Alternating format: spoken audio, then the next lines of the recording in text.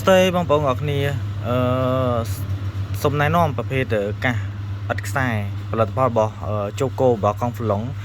ចាត់តងនៅប្រភេទកាសនេះគឺជា model GT05 បងប្អូន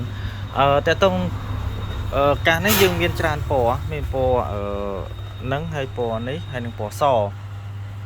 មិនមែនពណ៌សសុទ្ធទេពណ៌លក្ខណៈត្រកគោអញ្ចឹងតាក់តងប្រភេទកាសនេះគឺគុណភាពវាល្អប្រើសម្លេងបាសរបស់វាបុកល្អហើយគុណភាពនៃការប្រើប្រាស់គឺយើងប្រើបានយូរហើយយើងសាកថ្មម្ដងយើងប្រើបានរហូតដល់4ម៉ោងហើយតើតើតម្លៃរបស់វាគឺសមរម្យដូចគ្នាបងប្អូនតម្លៃនេះធូរថ្លៃមែនទែនយើងនិយាយទៅយើងលក់ចំណេញតិចទេគាត់ថាយើងចំណេញតិចប៉ុន្តែគុណភាពផលិតផលហ្នឹងគឺល្អអញ្ចឹងតម្លៃសមរម្យហើយគុណភាពល្អប្រើអញ្ចឹងមកតម្លៃវាប៉ុណ្ណេះបើសិនជាបងប្អូនទិញ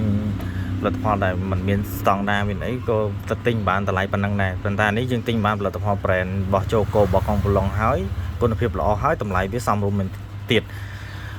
តើតើនឹងផលិតផលនេះបើសិនជាបងប្អូនមានតម្រូវការយើងឥឡូវយើងមានស្តុកស្រាប់អញ្ចឹងយើងអាចដឹកជូនទៅតាមចិត្តតាមឆ្ងាយអាស្រ័យទៅតាមទីតាំងរបស់បងប្អូនហើយ